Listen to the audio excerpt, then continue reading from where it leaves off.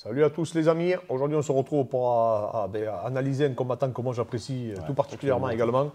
Vraiment c'est un de mes combattants favoris, encore plus qu'Alexander. Donc c'est le Corenzombie, mais avant ça Fred, parce que maintenant on est une production internationale. C'est parti alors. Je fais partir le générique.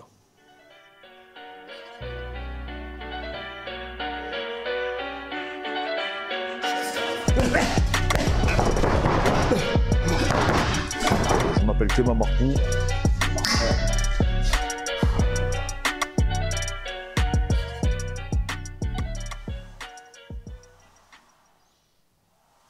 Pour rien louper les amis, et pensez à vous abonner sur notre chaîne. Vraiment, ça nous donne de la force, ça nous permet vraiment d'évoluer. Là, en ce moment, on gagne beaucoup d'abonnés, donc on est vraiment content et ça nous encourage à continuer et à vous faire des vidéos tous les jours parce qu'on tourne tous les jours. Donc, le Corenzombie, toi, t'aimes bien son grappling. Hein. Moi, j'aime bien son grappling parce que niveau de malade. On se rappellera toujours du twister qu'il a mis. Twister.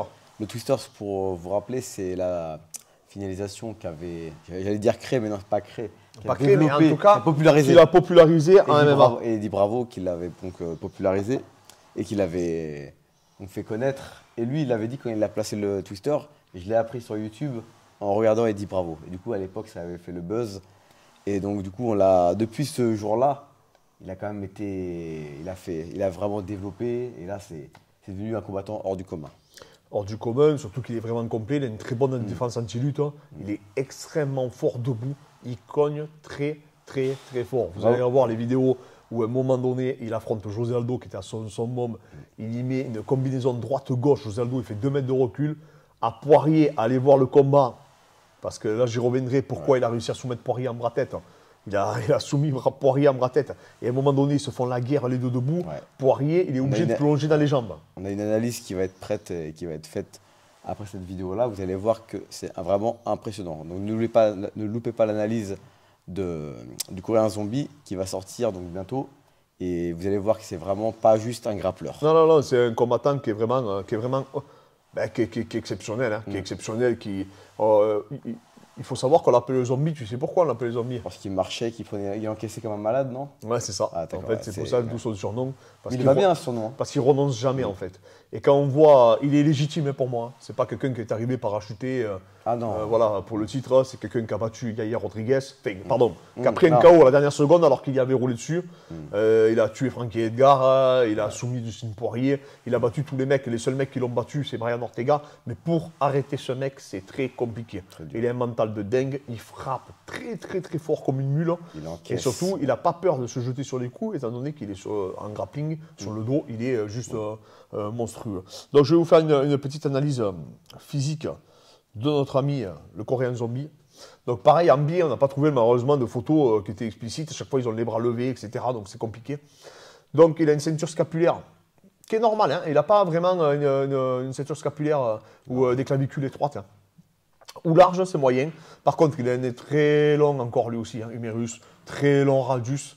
D'accord, donc d'où le fait qu'il fasse 175 cm et qu'il ait 183 cm d'allonge. Pareil, des belles insertions. Hein. Lui, la chaîne postérieure est plutôt faible, paradoxalement, par rapport à sa chaîne, donc par rapport à toute sa chaîne antérieure, en quelque sorte. Lui, vraiment, c'est un athlète qui est vraiment la définition même de ce qu'on peut retrouver chez ceux qui ont des longs segments, parce qu'il a aussi un long fémur, on ne le voit pas là, mais il a aussi un long tibia. Et donc, l'avantage qu'il a d'avoir ses bras qui sont aussi longs, mais c'est les bras-têtes. Le Bravo, on va tout ce qui est Anaconda, Bravo. Voilà, vraiment, c'est ce qu'il a passé à Poirier. Oui, à Poirier, ouais. Et c'est une de ses spécialités. On voit la partie supérieure aussi du trapèze est vraiment développée. Pareil, muscle sternomastoïdien développé également. Donc vraiment, là, il était vraiment à son apogée physiquement sur cette photo. Parce que des fois, il est un petit peu sec. Volca, quand même, au niveau. Enfin, le petit trapu contre le longiligne. Non, ben là, c'est vraiment le longiligne. Et qui a un physique un peu de bréviline, parce qu'il est un peu hybride. Même s'il a une antéversion du bassin, il a quand même le bassin qui n'est pas haut par rapport à ce qu'on peut retrouver. Tu sais, c'est chez le physique des sprinteurs, par exemple, qui sont longilignes. Donc lui, il a des longs segments, il a cette particularité-là, le Corenzombie, et surtout, il l'utilise bien. Et en plus de ça, tu remarqueras, autre chose, c'est que comment ça s'appelle, il balance beaucoup de crochets, lui, pour mettre très large, très large. Voilà. Et en fait, ces longs segments lui permettent, en fait, un peu comme un Ganou ou Wilder, etc., d'emmagasiner de l'énergie et de la retransmettre. Il fait comme un élastique, en fait, tu vois. Et en plus, je pense qu'il a un système nerveux qui marche à des peu de Dieu. Je pense qu'on a un système nerveux qui marche fort. Il se grille beaucoup, enfin très tôt dans le combat. Lui, il se grille jamais. Il se grille pas. Il peut faire 5 rounds comme. Il a un cardio à la Max Holloway un peu. C'est bien ça. Vraiment, c'est une machine. Lui, vraiment, et il tape fort même jusqu'au dernier round. Et il a un très gros menton. Il ne faut pas prendre en considération le fait qu'il ait pris un coup de retourné. Il n'a pas vu arriver. Il est extraordinaire. C'est le KO du siècle presque qu'il a pris. Mais vraiment, c'est un athlète qui a une condition. Techniquement, tu peux en parler au sol. Au sol, c'est vraiment. C'est ce qui se fait de mieux dans la catégorie. Exactement. 66 kg avec Ortega. C'est les deux meilleurs, je pense, à grappling. D'ailleurs, c'est pour ça qu'ils n'ont pas cherché vraiment le sol. Parce qu'ils savaient qu'ils allaient s'annuler. Mais en grappling, lui, en fait, là où il est fort, c'est quand vous allez au sol avec lui, vous êtes déjà à moitié usé. Soit contre Holloway, ou contre Poirier, ou contre.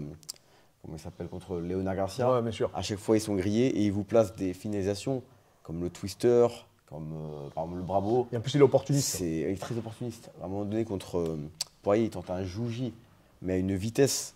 Mais après, il enchaîne avec un triangle. On vous le montrera dans l'analyse. Mais c'est vraiment impressionnant. En fait, ce qui est impressionnant, c'est qu'il s'est fait un peu au début par lui-même avec YouTube.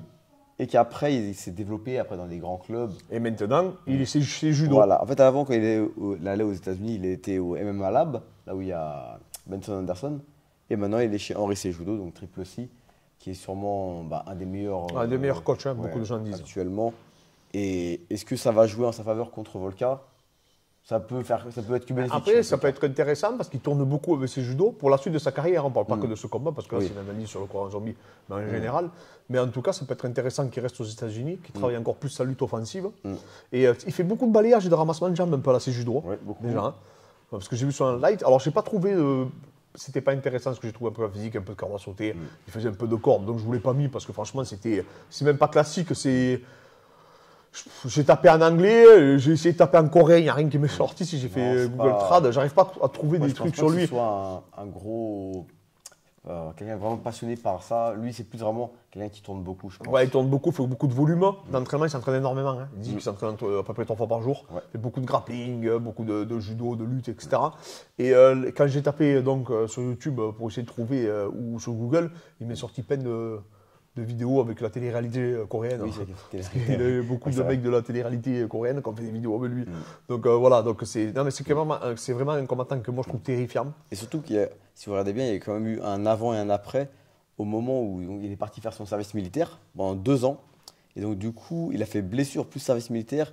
Il n'a pas combattu pendant 3 ans et demi, 4 ans. Et il dit que quand il revient après ces 4 ans, il avait les jambes qui tremblaient. Alors qu'avant, il disait qu'il ne ressentait pas la pression. Le premier combat où il revient, il disait qu'il avait les jambes qui tremblaient contre Bermudez. Et si vous regardez bien, au début, contre Léonard Garcia, il avançait, il mettait la pression. Et ces derniers combats, vous voyez qu'il met la pression, mais beaucoup plus intelligemment. C'est vraiment. Il temporise beaucoup plus. C'est même plus vraiment un zombie, c'est un zombie 2.0. Non, mais il est vraiment intelligent. Quelqu'un de très intelligent, même quand il parle et tout. Dans ses interviews, on voit qu'il a de la réflexion. Non, vraiment un combattant que j'affectionne tout particulièrement. Moi, j'aime beaucoup les combattants asiatiques. Discret, humble, reconnaissant.